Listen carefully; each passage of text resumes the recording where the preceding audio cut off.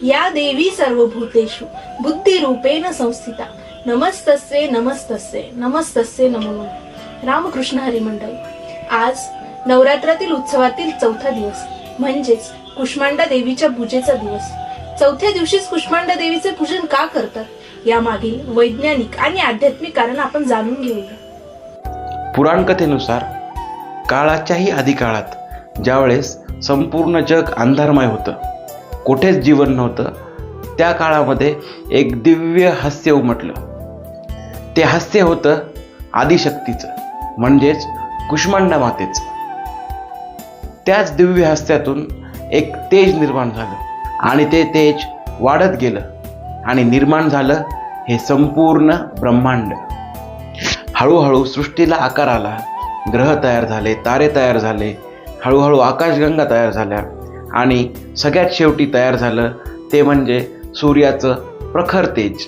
आणि याचबद्दल कुष्मांडा मातेची एक गूढ कथा आहे, जी की खूप कमी लोकांना माहिती आहे। ती मी तुम्हाला या व्हिडिओच्या शेवटी सांगणार आहे।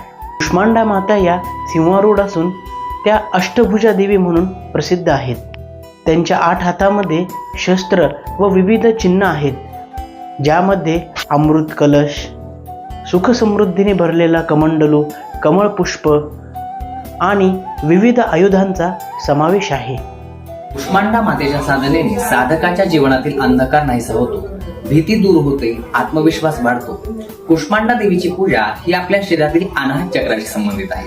हे आपल्या शरीरातील चौथे ऊर्जा केंद्र आहे आणि हे हृदयाजवळ स्थित आहे। या चक्राचा रंग हिरवा आहे। कुष्मांडा माताबद्दलची गूढ गोष्ट म्हणजे कुष्मांडा माता एवढ्या तेजस्वी आहेत की त्या स्वतः सूर्याच्या मध्यभागी विराजमान आहेत आणि त्या सूर्याची प्रखर उष्णता संतुलित करून त्यातून जीवनावश्यक ऊर्जा पृथ्वीवर पोहोचवतात। नवरात्राच्या या मंगल प्रसंगी तुमच्या जीवनातील अंधार, भीती हे सर्व दूर होऊन तुमचे जीवन सूर्यासारखे तेजस्वी व्हावे, हीच कुष्मांडा माताच्या चरणी प्रार्थना। नवरात्रोत्सवाच्या 5व्या दिवशी कोणत्या देवीची पूजा केली जाते हे तुम्हाला माहीत असेल तर आम्हाला कमेंट बॉक्समध्ये नक्की कळवा आणि आमच्या चॅनलला लाईक, शेअर, सबस्क्राईब करायला अजिबात विसरू नका।